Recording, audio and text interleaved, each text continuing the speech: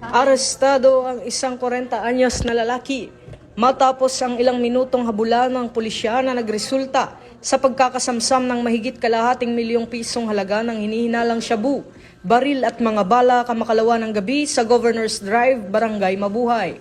Kinilalang sospek sa alias na Ian, residente ng Poblasyon 3, Dulong Bayan, General Trias City. Sa halip na tumigil, mabilis na tumakas ang sospek dahilan upang habulin siya ng mga responding pulis mula sa Carmona, Cavite hanggang sa bayan ng GMA kung saan siya tuluyang nasukol.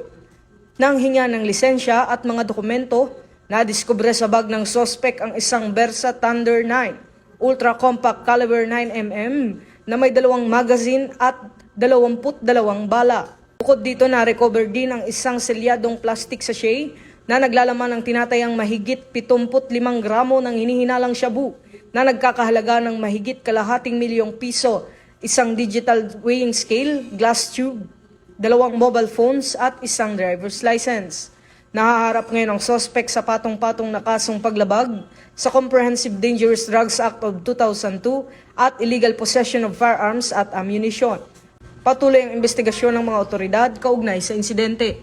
Ito ang bagong PNP para sa bagong Pilipinas. Serbisyong mabilis, tapat at nararamdaman.